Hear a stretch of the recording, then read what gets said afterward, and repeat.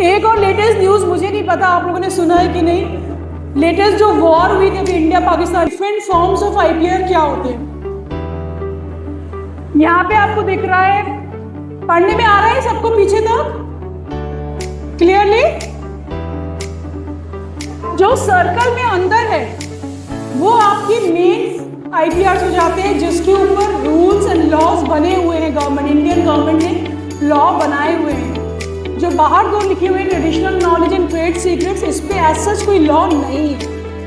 तो जिन पे लॉज है वो आपके हैं patent, trademark, design, geographical indication, circuit layout, copyright, plant breeds and rights.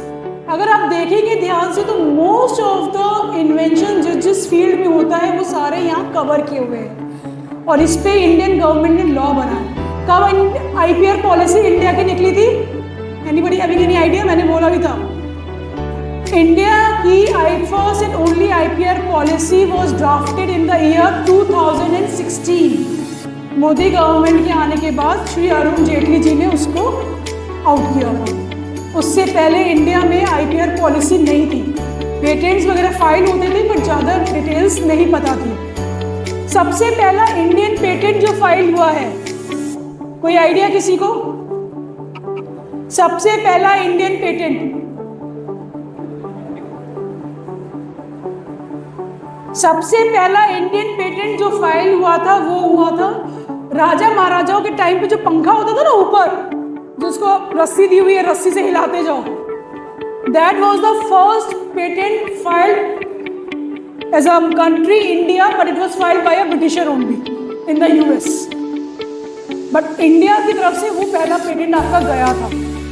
तो आज वहां से लेके क्रॉम्पटन के जो फैंस आ रहे हैं, जो लेटेस्ट टेक्नोलॉजीज के फैंस आते हैं, वो सारे डिजाइन भी पेटेंटेड हैं, वो सारे उनके डिजाइन्स भी डिजाइन प्रोटेक्शन में हैं। अब टेबल फैन कहने को सिंपल है, पर टेबल फैन की कितनी कितनी वेरिएशंस पता है लोगों को? एक एक कोई कुछ वेरिएशंस बता सकते हो टेबल फैन की? Long fan, wall mounted fan, एक ही जगह चलना है, रोटेटिंग फैंस, कूलर फैंस। तो ये सब भी डिफरेंट टेक्नोलॉजीज इनमें लगी हैं, तो ये सब पेटेंटेड हैं। अब पेटेंटेड हो गया तो उससे क्या हुआ? कंपनी की शेयर वैल्यू बढ़ जाती है। इस स्टेज पे नहीं समझ में आता है, पर जब आप जॉब करेंगे, उस पर आगे जाएंगे। यूटीएल सोलर का ऐड सबने देखा है, नीचे आता है उसमें बोलते हैं कि this is a patented technology. एक स्लीप वेल गद्दे का ऐड आता है आजकल, again this is it's a patented technology. So now companies are also understanding the importance of it and they are promoting it कि these things are patented. ये हमने patent कराया है। इंडिया all over world में is the number one in the startups. हर साल कितने startups खुल रहे हैं इंडिया में? Nearly India has crossed a lakh mark over startup. पर उसमें से यूनिकॉर्न कितने? What is the difference between a startup and a unicorn? सबने सुना है नाम स्टार्टअप और यूनिकॉर्न का। 1 लाख स्टार्टअप्स है बट हार्डली 9 या 10 ही यूनिकॉर्न है, क्योंकि यूनिकॉर्न का कुछ टाइम ड्यूरेशन है। इतनी ड्यूरेशन में स्टार्टअप को इतने लिमिट तक का बिजनेस करना है, तब वो यूनिकॉर्न की श्रेणी में आता है। तो आजकल maximum number of patents are filed by startup industries. वो छोटे छोटे इन्वेंशंस लेके आते हैं, उसमें अपना स्टार्टअप ओपन करते हैं और उसका पेटेंट फाइल करा रहे हैं। मेन रीज़न ये है कि पेटेंट फाइल हो जाता है उनको, अगर फिर वो अपना बिजनेस बेचना भी चाहते हैं, सेलिंग भी करना चाहते हैं, तो पेटेंट टेक्नोलॉजी सेल कर रहे हैं, उनको रिटर्न ऑफ इन्वेस्टमेंट काफ़ी अच्छा मिल जाता है। India is number 5 in the generative AI patents. AI सबने सुना है, जनरेटिव एआई सबको पता है। उस पे इंडिया के ऑल ओवर वर्ल्ड में इंडिया 5th नंबर पे है, जिसमें आप patent number of patents, US, UK, Japan, China के बाद इंडिया का नंबर है। China is the number 1 in the patent countries जहाँ पे मैक्सिमम नंबर ऑफ पेटेंट्स होते हैं। आप देखोगे चाइना का जो प्रोडक्ट इंडिया में भी आता है, छोटे छोटे प्रोडक्ट्स होते हैं, कुछ ऐसे मल्टीपल नहीं है। हल्की सी टेक्नोलॉजी को उन्होंने, जो टेक्नोलॉजी आप अभी ऊपर फैन में कर रहे हैं, उसी टेक्नोलॉजी को उन्होंने छोटा सा फैन बना दिया प्लास्टिक का, उन्होंने उसमें उसको पेटेंटेड कराया, मार्केट में निकाल दिया। इंडिया में क्योंकि अवेयरनेस नहीं थी, इसलिए इतने पेटेंट्स फाइल नहीं हो रहे थे, अब हो रहे हैं। अब इंडिया से करीब करीब 1 लाख पेटेंट के ऊपर इस साल मार्च में पेटेंट ऑफिस ने पेटेंट सैंक्शन किए, ग्रांट करे हैं। फाइलिंग तो हो गई थी पर ग्रांट करे, तो 1 लाख पेटेंट अगर ग्रांट हो रहे तो आप सोच लीजिए कितनी पेटेंट एप्लीकेशंस आती होंगी। क्योंकि आपकी पेटेंट एप्लीकेशन आज आपने सबमिट करी, 18 मंथ्स पे उसके ऊपर कुछ काम नहीं होता, वो ऐसे ही स्लीपिंग फेज में रहेगी। 18 मंथ्स के बाद वो पब्लिश होगी, फिर उसको एग्जामिनर एग्जामिन करेगा। एग्जामिनर से पेटेंट ऑफिस में जो उसको एग्जामिन करते हैं वो करीब 2 महीने का टाइम लेते हैं उसको एग्जामिन करने में। तो उनको कुछ डाउट्स होता है, वो आपको भेजेंगे वापस, टू एंड फ्रो वगैरह होगा, और सारे आपने अगर उनके डाउट्स क्लियर कर दिए then within 2 months you can get a patent. ये पूरा प्रोसीजर है जो इंडियन पेटेंट ऑफिस ने फास्ट ट्रैक किया है। पेटेंट आपको मिलता है 20 ईयर्स के लिए from the date of filing, जिस तारीख को आपने अपनी एप्लीकेशन फाइल करी है। तो अगर वो 10 साल लेता है आपको पेटेंट ग्रांट करने में, तो आपके पास टर्म सिर्फ 10 साल का बचता है। पर आजकल पेटेंट्स आपको 3 to 4 ईयर्स में मिल जाता है, ताकि आपको 15 to 16 ईयर्स मिल जाए उस पेटेंट को यूज करने के लिए। पेटेंट से फायदा क्या होता है? पहला फायदा पेटेंट का होता है मोनोपोली। उस टेक्नोलॉजी पे, उस चीज पे 20 साल के लिए आपका एकमत राज होता है। अगर आप चाहें तो उसको किसी को लाइसेंसिंग के लिए दे सकते हैं, किसी को मैन्युफैक्चरिंग यूनिट के लिए दे सकते हैं, और उसके बदले आप उससे पैसा ले सकते हैं, पर वो आपका है 20 साल के लिए। 20 साल के बाद अगर आपने उसने 20 साल तक आपने उस पर कुछ भी काम नहीं किया, ऐसी सर्टिफिकेट बस वॉल पे टांग के रखा और कुछ काम नहीं किया, तो वो लैप्स हो जाती है, पब्लिक डोमेन में आ जाती है, कोई भी यूज़ कर सकता है। पर 20 साल के लिए वो आपके पास है, आप उसको कैसे यूज़ करना चाहते हो। Same goes for your design protection also. अच्छा, पेटेंट मार्केट में नहीं आया है, मैं ला सकता हूँ, पब्लिक वेलफेयर के लिए आएगा, और मैंने देखिए 6 महीने तक इसके संग डिस्कशन किया है। अगर वो दिखा देता है कि 6 महीने डिस्कशन किया है, तो फिर गवर्नमेंट उस बंदे को कंपलसरी लाइसेंसिंग देगी, प्रोवाइडेड वो आपको बोलेगी बेसिकली कि एग्रीमेंट साइन करो, कुछ आपको रिबेट मिलेगी, आपको रिटर्न ऑन इन्वेस्टमेंट मिलेगा, और उसको लाइसेंसिंग दी जाएगी, कुछ जितने टर्म्स के लिए देना चाहते हैं उतने टर्म्स के लिए। मैम कंपलसरी लाइसेंसिंग इंडिया में सिर्फ एक ही बार हुई है, वो भी किसी फार्मास्यूटिकल कंपनी के लिए, ज़्यादा होती नहीं, क्योंकि भाई ये बात आ जाती है ना, मैंने काम किया है, मैंने इन्वेस्टमेंट किया है, तो मुझे पैसा तो चाहिए वापस, इसलिए मैंने पेटेंट लिया है। पेटेंट में मैंने पैसा लगाया है, on an average patent office को आपको जो पे करना होता है पूरा पेटेंट का, अगर आप सब टाइमलाइन फॉलो करते दे रहे हो तो 10,000 तक का खर्चा है। बाकी का अगर आप टाइमलाइन फॉलो नहीं करते हो तो डिले होता है, तो उसका अलग पैसा जाता है, नॉन लॉस चार्ज। बट मोटा मोटी 10,000 तक का खर्चा होता है, और आप लॉ फर्म के थ्रू जाते हैं तो उसमें लॉ फर्म वालों की अपनी फीस इंक्लूड से होती है।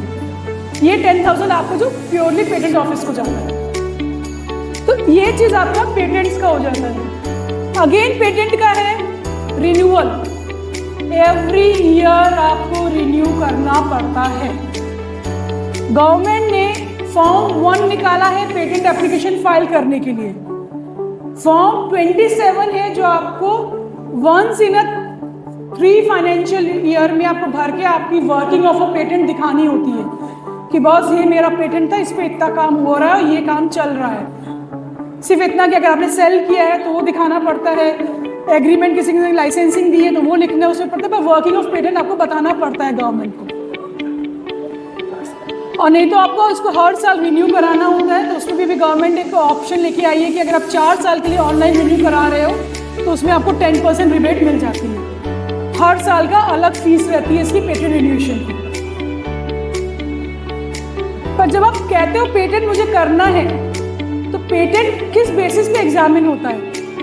आप अपनी टेक्नोलॉजी में मास्टर हो, जरूरी नहीं है जो एग्जामिनर है उसको आपकी टेक्नोलॉजी पता भी हो, कोई नई टेक्नोलॉजी आपने इन्वेंट करी है, तो क्या क्राइटेरिया है जिसके ऊपर पेटेंट एग्जामिन होता है? पहला, नॉवेल्टी, वो टेक्नोलॉजी या वो जो प्रोडक्ट आपने बनाए हैं वो, या वो जो प्रोसेस आपने डिफाइन किया है आपको प्रोडक्ट पेटेंट भी मिलता है, आपको प्रोसेस पेटेंट भी मिलता है। ये आपके ऊपर डिपेंड करता है आप कौन सा लेना चाहते हो। आप चाहें तो दोनों भी ले सकते हो। तो पहला वो सर्च किया जाता है कि इसमें नॉवेल क्या पार्ट है, क्या चीज़ नॉवेल है इसमें, क्या चीज़ नई है इसमें। अगर उसमें कोई नई चीज़ नहीं है तो क्या इन्वेंटिव स्टेप है, जो चीज़ हमारे पास ऑलरेडी एग्जिस्ट थी उस पर क्या नया टेक्निकल एडवांसमेंट आपने किया है। तो अगेन वहाँ पे न्यूनेस आ गई। नॉन ऑब्वियस नहीं होना चाहिए in the same field. For an example, अगर हम एग्जाम्पल लेते हैं बियर बेला वाला जो एग्जाम्पल मैंने दिया था, छतरी लगा दी बोतल में क्लिप डाल के, आप इसको ऑब्वियस नहीं कह सकते क्योंकि अभी तक जो हो रहा था, पब्लिक धूप में अगर जा रही है तो बोतल उसकी गर्म हो रही है तो उसको फेंकना पड़ रहा है, या कोल्ड ड्रिंक वगैरह है तो पहले ख़त्म करके तब वो धूप में जा रहा है।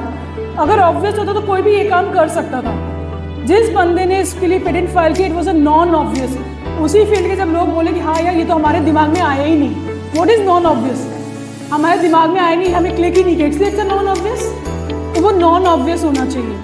And last and the most important thing कि वो किसी इंडस्ट्री में या तो यूज़ हो रहा हो या इंडस्ट्रियल लेवल पे उसका प्रोडक्शन हो सके ताकि ज़्यादा पब्लिक उसको यूज़ कर सके। अगर नहीं होता, प्रोडक्शन नहीं हो पा रहा है तो फिर वो किसी काम का नहीं है क्योंकि आप हर किसी तक नहीं पहुंचा सकते। उसके अलावा एक और जो फिफ्थ बात आती है वो आती है हर कंट्री के अपने रूल्स एंड रेगुलेशंस हैं जो डिफाइन करते हैं कि ये चीज़ यहाँ पेटेंटेबल है, ये चीज़ इस कंट्री में पेटेंटेबल नहीं है। For example, India doesn't support your utility patent. जुगाड़, हमने जुगाड़ देखे हर जगह, हर वक्त देखते हैं। बाइक के पीछे ट्रॉली लगा ली, 50 लोगों को बिठा के घुमा रहे हैं, राजस्थान में बहुत होता है, पर वो हम पेटेंट नहीं करा सकते बिकॉज जैसे यूटिलिटी पेटेंट। तो यूटिलिटी आपकी इंडिया में जुगाड़ आपका पेटेंट नहीं होता। बट यही चीज़ यूएस कहता है anything under the sun can be patented. अब कोई भी चीज़, कैसी भी जुगाड़ भी है, यूटिलिटी भी है, वो आप कर लो। इंडिया फॉलो करता है first come first serve basis. आपने पेटेंट एप्लीकेशन फाइल करी है पहले तो आपको पेटेंट मिलेगा। फॉर एन एग्जाम्पल, दो दोस्त थे, दोनों साथ में बैठे इन्वेंशन कर रहे थे। जब तक इन्वेंशन पूरा हुआ दोनों में झगड़ा हो गया, दोनों सेपरेट हो गए। इन्वेंशन की सारी डिटेलिंग दोनों के पास है, दोनों ने साथ में किया था, friend A and friend B. Let's say A जो था भूल गया पेटेंट फाइल करने के लिए, बी वाले ने फाइल कर दी। ऑब्वियस है क्योंकि झगड़ा हो गया तो बी वाला अपने ही नाम पे फाइल करेगा, उसने ए को डाला भी नहीं। अब बाद में ए को याद आया कि अबे पेटेंट भी फाइल करना था, उसने बाद में फाइल करी। तो अगर वो पेटेंट ईजिली निकल जाता है एग्जामिन वगैरह में तो patent B is the first person जिसको पेटेंट मिलेगा, ए को नहीं मिलेगा, जबकि दोनों ने साथ में फाइल किया। इतना हो सकता है कि गवर्नमेंट आपको, ये पेटेंट ऑफिस आपको बोले कि आप पेटेंट ए को भी को इन्वेंटर बनाइए बिकॉज वो भी आपके साथ इन्वेंशन में था और पेटेंट ए ने भी वो सारे प्रूफ सबमिट कर दिए, तो he can come as a को इन्वेंटर। बट अगर वो प्रूफ सबमिट नहीं कर सकता तो उसको नहीं मिलेगा। इन्वेंशन ए ने करी, उसने बी के संग डिस्कस किया, अगेन दूसरा केस है। ये last example I am taking, then will all break for the lunch. पर ये ध्यान से सुनिए, पेटेंट ए ने इन्वेंशन करी। हम कॉमन होता है ना, बचपन में भी किसी ने देखा होगा, मम्मी ने कोई नया डिज़ाइन का स्वेटर बुना तो उसको डिज़ाइन प्रोडक्शन में नहीं जाता, बाजू वाले देखो मैंने नया डिज़ाइन बुना, और वहाँ से कॉपी पेस्ट होना शुरू हो जाता है। तो वैसे ही पेटेंट ए ने कोई इन्वेंशन करी, पूरा इन्वेंशन अकेले उसने किया, पर उसने खुशी में इतने ज़्यादा खुश हो गए उसने अपने फास्ट फ्रेंड बी को पूरा इन्वेंशन बता दिया, सब कुछ डिटेलिंग कर दी। पेटेंट बी ने अपना दिमाग चलाया, उसने इमीडिएटली पेटेंट फाइल कर दिया अपने नाम पे, पेटेंट ए को पता ही नहीं कुछ भी। तो अगेन इस केस में बी को पेटेंट इन्वेंशन